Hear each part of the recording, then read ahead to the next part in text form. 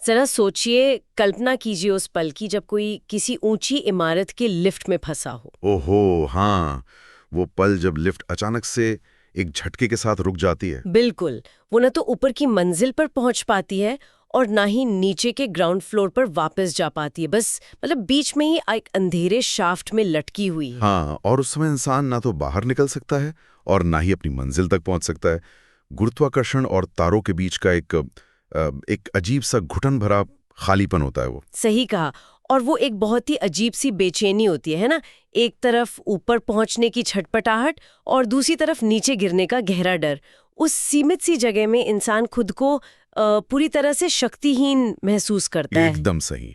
और अगर हम इस छवि को मतलब थोड़ा और विस्तार से देखें तो आज की जो हमारी तेज रफ्तार पेशेवर जिंदगी है, हमारा जो आधुनिक करियर है, वो भी तो कई बार इसी रुकी हुई लिफ्ट जैसा ही लगने लगता है। बिल्कुल। एक ऐसी स्थिति जहां कोई न तो आगे बढ़ पा रहा है और न ही पीछे लौट सकता है। और आज की इस गहन चर्चा में सबसे हैरानी की बात जो सामने आने वाली है वो ये है कि इस आधुनिक उलझन का, इस करियर लिम्बो का सबसे सटीक विश्लेषण आज की किसी नई मैनेजमेंट किताब में नहीं है। हाँ, बल्कि ये हजारों साल पुरानी पौराणिक कथाओं में छिपा है। बिल्कुल। तो चलिए इसे थोड़ा विस्तार से समझते हैं। आज की हमारी इस चर्चा का आधार है देवदत्त पटनायक का एक बहुत ही शानदार लेख, अ किंग कॉल्ड त्रिशंकु। हाँ, इसके साथ ही हम महर्षि वाल्मीकि की रामायण के बालकांड के कुछ प्रसंगों को भी देखेंगे और गायत्री मंत्र से जुड़ी कुछ बहुत ही दिलचस्प जानकारियों को भी खंगालेंगे। हाँ, और हमारा मुख्य उद्देश्य ये समझना है कि कैसे त्रिशंकु की ये जो बीच में लटकी हुई स्थिति है, वो आज के मिडिल क्लास या मध्यम वर्ग की अनिश्चितताओं को दर्शाती है। शुरुआत करते राजा त्रिशंकु की उस अजीबोगरीब स्थिति से, जिसने पूरी दुनिया में मतलब त्रिशंकु शब्द को ही असमंजस का पर्याय बना दिया। कथाओं के अनुसार त्रिशंकु एक श्वाकु वंश के एक बहुत प्रतापी राजा थे, लेकिन उनकी एक बहुत ही अतार्किक जिद थी। जिद ये थी कि वे अपने इसी भौतिक शरीर के साथ मतलब जीते जी स्वर्ग जाना चाहते थे, जो कि सीधे तौर पे नियमों के विरुद्ध था, है ना? बिल्कुल। देखिए, स्वर्ग या उच्च लोक को हमेशा चेतना या आत्मा की स्थिति माना जाता है, न कि किसी भौतिक शरीर के जाने की जगह। त्रिशंकु ने पहले अपने गुरु वशिष्ठ से ये मांग की, लेकिन वशिष्ठ जी ने इसे प्रकृति के विरुद्ध बताकर साफ मना कर दिया। हाँ, और राजा का अहंकार इतना बड़ा था कि वे वशिष्ठ जी के 100 पुत्रों के पास चले गए और उनसे भी यही गुहार लगाई। और पुत्रों ने इसे अपने पिता के निर्णय का अपमान माना।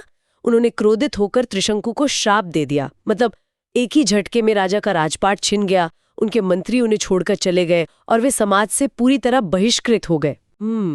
और यहीं पे कहानी में प्रवेश होता है महर्षि विश्वामित्र का।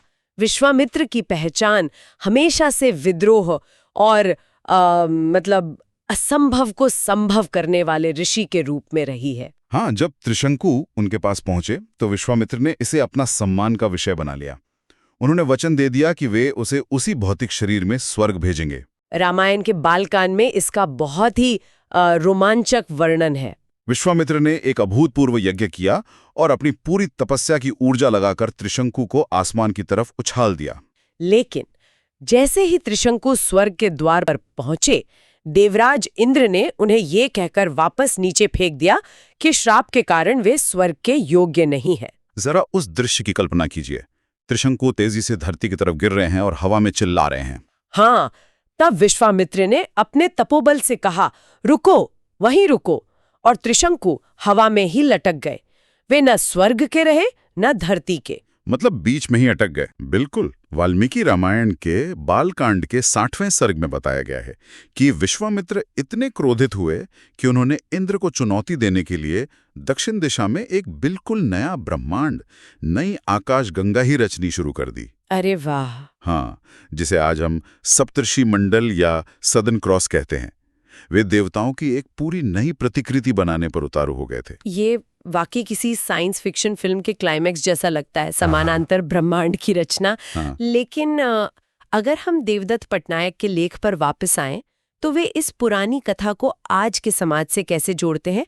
ये जो बीच में लटकना है, ये आज की वास्तविकता कैसे है? तो देखिए, देवदत्त पटनायक बहुत ही सुंदर तरीके से समझाते हैं कि त्रिशंकु आज के मिडिल क्लास का एक बहुत सटीक रूपक है, एक मेटाफर है।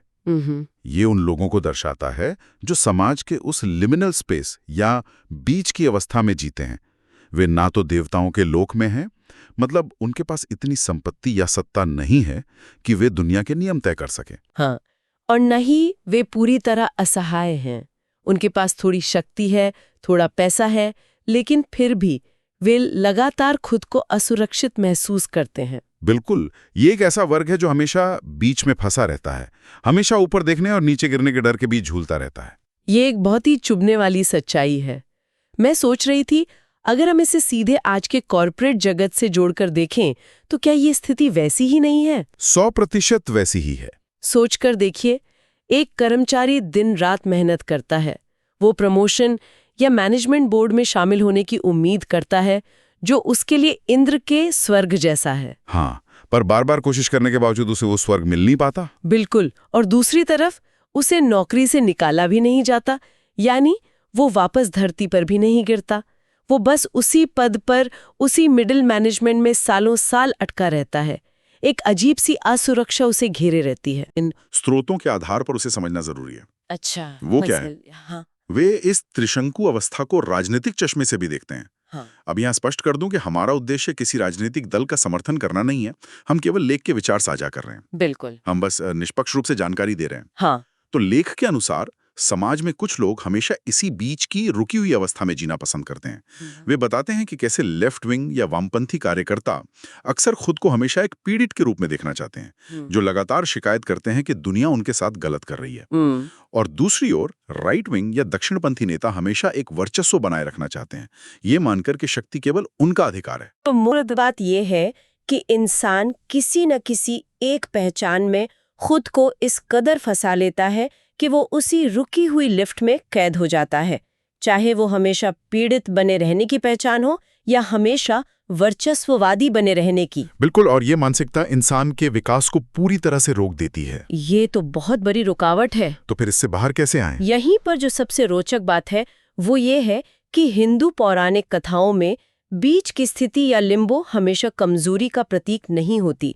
देवदत्त पटनायक यहाँ नरसिंह अवतार का बहुत ही शक्तिशाली उदाहरण देते हैं। नरसिंह अवतार, भगवान विष्णु का वो प्रचंड रूप जो न तो पूरी तरह इंसान था और न ही पूरी तरह जानवर, आधा शेर का और आधा इंसान का। हाँ, हिरण्यकश्यपु ने ब्रह्मा जी से वरदान मांगा था कि वो न दिन में मरेगा, न रात में, न घर के अंदर, न बाहर, न जमीन पर, न आसमान में, न इंसान से, न जानवर से। मतलब उसने हर संभावना को खत्म करना चाहता था।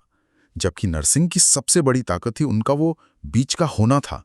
उन्होंने उस लिम्बो को अपनी सबसे बड़ी शक्ति बना लिया।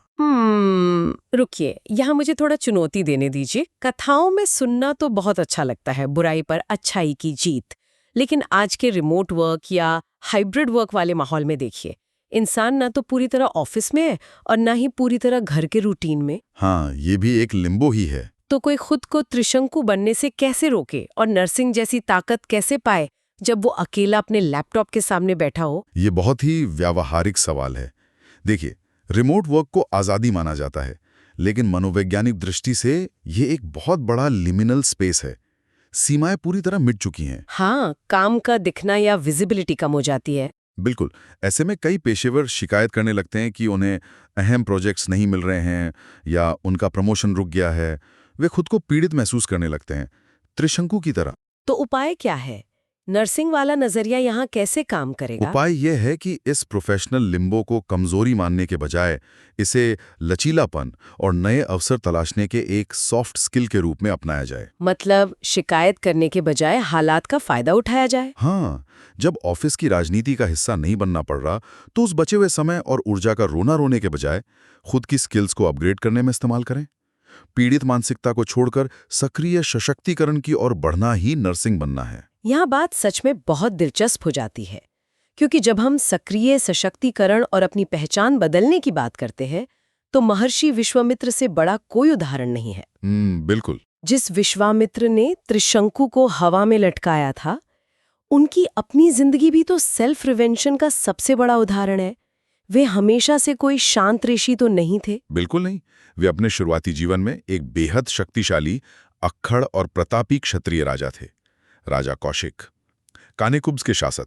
हम्म, उनके पास विशाल सेना थी, दौलत थी और सत्ता का वो नशा था जो इंसान को ये सोचने पर मजबूर कर देता है कि सब कुछ उसकी मुट्ठी में है। तो फिर राजा से महर्षि बनने तक का ये जो बदलाव था, ये कैसे हुआ? इसके पीछे एक बहुत गहरा मनोवैज्ञानिक आघात है।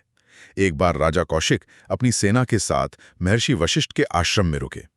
वशिष्ठ जी के पास कामधेनु गाय थी, जिसने पल भर में पूरी सेना के लिए उत्तम भोजन उत्पन्न कर दिया। और सत्ता की आदत होने के कारण राजा का अहंकार जाग उठा। हाँ, राजा को लगा कि ऐसी चमत्कारी चीज तो महल में होनी चाहिए। उन्होंने वशिष्ठ जी से गाय मांग ली। वशिष्ठ जी ने शांति से मना किया, तो कौशिक ने बलपूर्वक गाय ले जाने का आदेश दिया। फिर क्या हुआ? वशिष्ठ जी कोई साधारण ऋषि नहीं थे। उन्होंने केवल अपने एक लकड़ी के डंडे, जिसे ब्रह्मदंड कहते हैं, और अपनी योग बल से कौशिक की पूरी सेना और अस्त्र शस्त्रों को नष्ट कर दिया। बाप रे! अगर हम इसकी तुलना आज के पेशेवरों से करें, तो सोचिए किसी बहुत बड़े वीपी या किसी स्टार्टअप के फाउंडर की, जो अपनी कंपनी के टाइटल के नशे में चूर हो। हाँ, जिसे लगता हो कि वो पूरी मार्केट को खरीद सकता है। बिल्कुल। लेकिन अचानक मार्केट का कोई बदलाव आता है या कोई प्रोजेक्ट फेल हो जाता है और एक झटके में उसका सारा घमंड टूट जाता है। उसकी वो पूरी पहचान जो उसके पद पर टिकी थी, बिखर जाती है। और अक्सर ऐसे झटके के बाद इंसान डिप्रेशन में चला जाता है या दूसरों को दोष देने लगता है। तो राजा कौशिक ने इस भारी विफलता को कैसे संभाला? यही वो बिंदु है जहां राजा कौशिक अलग साबित हुए। अपनी सेना को खत्म होते देख उन्होंने वशिष्ठ को गालियां नहीं दी।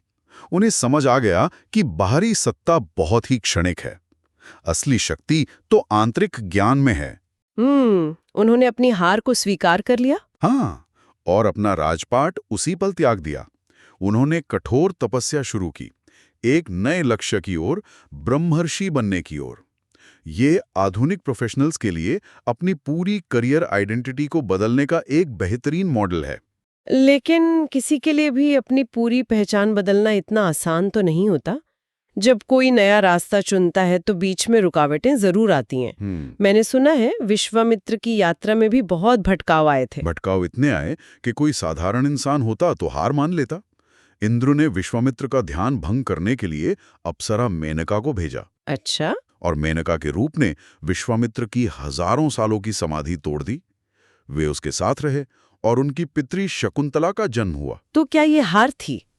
विश्वामित्र ने अपनी तपस्या छोड़ दी, तो क्या करियर में भटकाव हमेशा बुरा होता है? अगर हम इसे व्यापक दृष्टिकोण से जोड़कर देखें तो ये हार नहीं थी, ये उनके विकास का एक अनिवार्य हिस्सा था। वो कैसे? भटकाव विकास कैसे हो सकता है? देखिए, विश्वामित्र पहले एक राजा थे जिन्हें केवल आदेश देना आता था। फिर वे एक ऐसे तपस्वी बने जो जिद और अहंकार के सहारे तपस्या कर रहे थे। दोनों ही स्थितियों में उनके अंदर करुणा या सहानुभूति नहीं थी। एम्पैथी नहीं थी। बिल्कुल। मेनका के साथ बिताया समय और शकुंतला का जन्म विश्वामित्र के लिए मानवीय भावनाओं का पहला अनुभव था। उन्होंने समझा कि केवल उपलब्धि ही सब कुछ नहीं है। और जब मेनका वापस स्वर्ग गई तो उस दर्द ने उन्हें और अधिक परिपक्व बनाया होगा। एकदम सही। उस वियोग ने उनके अंदर के कठोर तपस्वी को एक करुणावान ऋषि में बदल दिया। बिना इस इमोशनल इंटेलिजेंस के कोई बड़ा लीडर नहीं बन सकता। ये सच में एक बहुत ही खूबसूरत नजरिया है। कई बार हम अपने करियर में कोई रास्ता चुनते हैं और किसी चीज में उलझकर मूल लक्ष्य भूल जाते हैं। हमें लगता है समय बर्बाद हो गया। हाँ, पर वो भटकाव हमें अक्सर सॉफ्ट स्किल सिखा रहा होता है जो अंततः हमारे लक्ष्य के लिए जरूरी होते हैं। बिल्कुल। और अंत में विश्वामित्र और वशिष्ठ के बीच क्या हुआ? कई और हजारों वर्षों की तपस्या के बाद जब विश्वामित्र पूरी तरह से अहंकार मुक्त हो गए, तब वे वशिष्ठ जी के पास गए। उनके मन में कोई अहंकार या दुश्मनी नहीं थी और वशिष्ठ जी ने भी खुशी खुशी उन्हें ब्रह्मर्षि मानकर गले लगा लिया। मतलब अहंकार का पूर्ण त्याग, खाली हाथ गए और वो सम्मान मिल गया जिसके लिए पूरा जीवन लगा दिया। और इसी परम ज्ञान की अवस्था में विश्वामित्र ने गायत्री मंत्र की रचना की। विकिपीडिया के अनुसार ये 24 अक्षरों का एक बेहद सटीक विज्ञान है। और सबसे खास बात यह है कि विश्वामित्र ने इसमें किसी स्वर्ग या शक्ति की मांग नहीं की।